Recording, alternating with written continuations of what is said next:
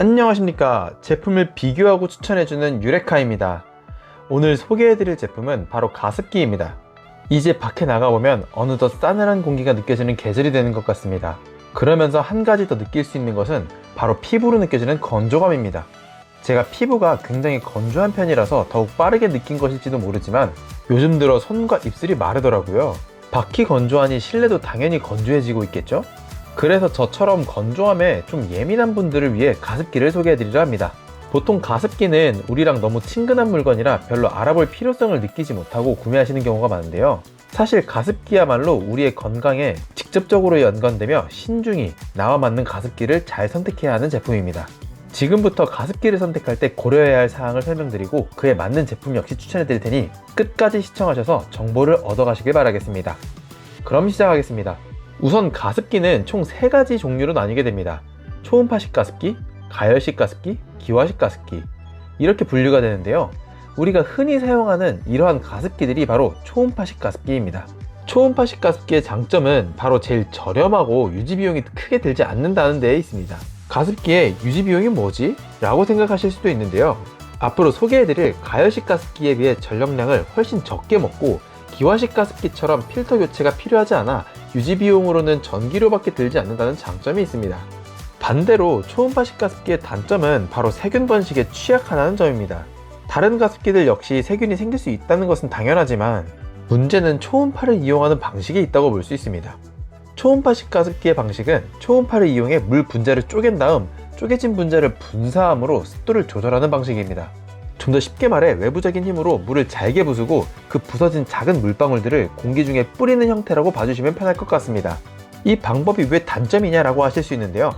말 그대로 잘게 부쉈다는 것은 우리 입장이지 그 부서진 입자들이 공기 중에 날아다니기에는 크다라는 점입니다.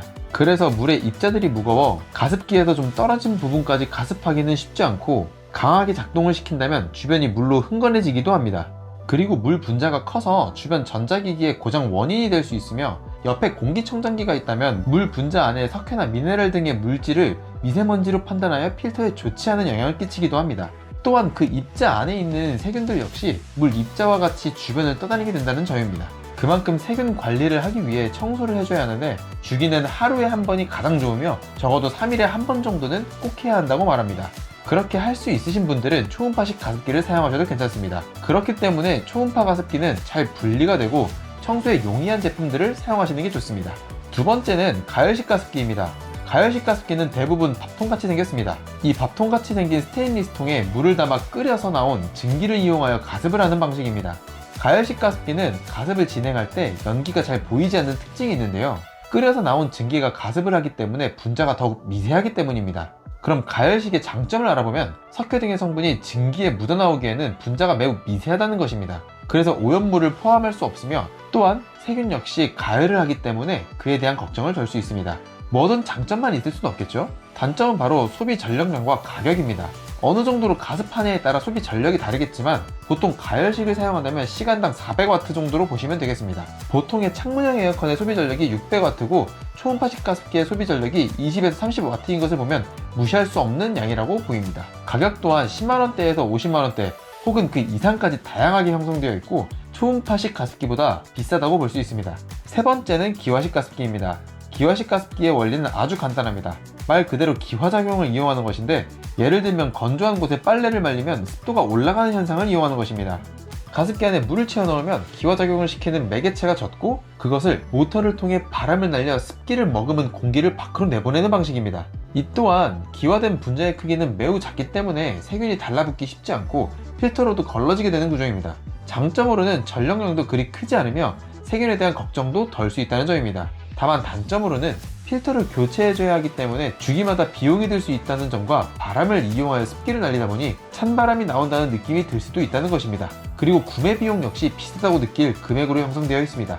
이렇게 가습기들의 특징을 알려드렸으니 각 가습기들마다의 추천 제품을 말씀드리겠습니다. 첫 번째로는 초음파식 가습기인 미로 MH7000 가습기입니다. 가격은 247,000원입니다.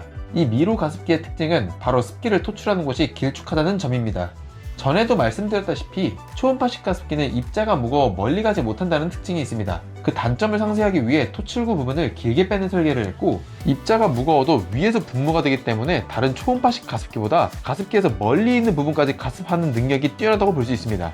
시간당 가습 능력은 최대 500ml고 수조는 4.8L로 최대 48시간까지 지속이 가능한 제품입니다. 그리고 초음파식 가습기의 단점 중 하나는 세균 번식을 막기 위해서는 자주 청소를 해줘야 한다는 것입니다. 그러므로 세척에 용이한 구조여야 하는데 물이 닿는 부분들을 모두 분해하여 세척하기 편리하고, 수조는 스테인리스로 만들어져 열탕 소독 및 식기세척으로 세척이 가능합니다. 다만 스테이션, 가스벤진, 커버류는 ABS 소재로 되어 있기 때문에 고온 세척은 하면 안 됩니다. 이 가습기는 리모컨으로도 컨트롤이 가능하며 스마트폰으로도 언제나 습도 관리하기에 용이하다는 장점이 있습니다. 두 번째는 올스템 리젠 플러스 가열식 가습기입니다. 가격은 198,000원입니다. 대부분의 가열식 가습기는 이러한 밥통 모양을 하고 있습니다. 그 이유는 말 그대로 가열식이기에 물을 끓여야 하는데 그에 적합한 구조로 설계되어 있기 때문입니다. 전에도 말씀드렸다시피 가열식 가습기는 끓여서 가습을 하는 것이기에 이물질은 남기고 순수한 습도를 내보내는 방식을 사용합니다. 가열식 가습기가 얼만큼 이물질을 걸러내느냐에 따른 실험은 다들 보셨을 텐데요. 먹물을 탄 물을 끓여 가습을 한다고 해도 습기를 토출하는 부분에 휴지를 대었을 때 순수한 물만 묻어나오는 것을 확인할 수 있습니다. 이 가습기의 장점은 바로 인덕션 히팅 가열 방법을 사용한다는 것입니다. 다른 가열식 가습기는 열선 내장 열판 방식으로 간접으로 수조를 가열하는데, 이 제품의 경우 자기장을 이용한 수조를 직접 가열하여 효율이 좋다는 점입니다. 그러므로 가열식 가습기가 가지고 있는 단점인 전력 소모량이 크다는 것을 어느 정도 보완이 된 제품이라고 보시면 됩니다. 1단으로 사용할 시 210W 정도, 2단일 경우 310W, 3단이라면 400W를 사용하여 각각 250, 350, 500ml의 분무량을 생각하시면 되겠습니다. 저는 350으로도 충분하다고 생각하여 평균적으로 310W 정도라고 생각을 하는데, 그럼에도 불구하고 확실히 다른 가습기들에 비해 전력이 많이 소모된다는 것을 보시면 될 것 같습니다. 그러나 단점이 어느 정도 상쇄되는 또 다른 내용으로는 바로 가열식 가습기는 따뜻한 공기를 뿜어내기 때문에 난방에도 도움을 준다는 것입니다. 수조의 용량은 3.5L이며 최대 17시간 이상 물 보충 없이 사용 가능합니다. 세 번째로는 벤타 에어워셔 기화식 가습기입니다. 가격은 342,460원입니다. 제 생각에는 구매할 때는 비싸지만 가장 꾸준히 사용하기에 좋은 제품은 바로 기화식 가습기라고 생각합니다. 전에 설명드렸던 것처럼 기화식 가습기에는 액체를 흡수하며 또 필터와 비슷한 역할을 해주는 디스크라는 것이 있습니다. 하부에 물을 담고 디스크에 있는 액체를 바람으로 기화시켜 아주 작은 입자의 수분을 방으로 전달해주게 됩니다. 마찬가지로 세균 등 이물질들이 묻어나올 수 없는 크기입니다. 다만 모터 소리가 조금 발생하는데 가열식으로 끓이는 소리보다 훨씬 적게 들리는 수준입니다. 그리고 디스크를 3일 혹은 적어도 7일에 한 번은 청소를 해주는 것이 좋습니다. 그래서 소개드린 벤타 에어워셔 기화식 가습기는 분리가 쉬워 청소하기에 용이하고 청소용 솔도 포함되어 있어 청소하기가 편리하다는 장점이 있습니다. 하지만 오랜 사용으로 인해 변색이 된다면 그땐 벤타 서비스를 통해 정비를 맡기면 새 제품처럼 정비가 되어 돌려줍니다. 가습기라는 것을 보통 겨울에 쓰는 것으로 보면 겨울이 되기 전 10월 혹은 11월쯤 정비를 하고 사용하셔도 괜찮을 것 같습니다. 단점으로는 빨래를 말릴 때 선풍기를 틀면 차가운 공기가 나오는 것처럼 사용 시 찬바람이 나올 수 있습니다. 잠을 잘 때에는 침대가 조금 떨어진 곳에 틀어두면 그러한 현상이 덜하다고 하니 참고하시면 되겠습니다. 이렇게 새 제품을 추천드렸는데 본인의 청소 스타일, 습관, 상황을 고려하여 알맞은 제품을 골라 합리적인 소비를 하셨으면 좋겠습니다. 해당 내용이 도움이 되셨다면 구독과 좋아요 한 번씩 부탁드리겠습니다. 이상 제품 비교하고 추천해주는 유레카였습니다. 시청해주셔서 감사합니다.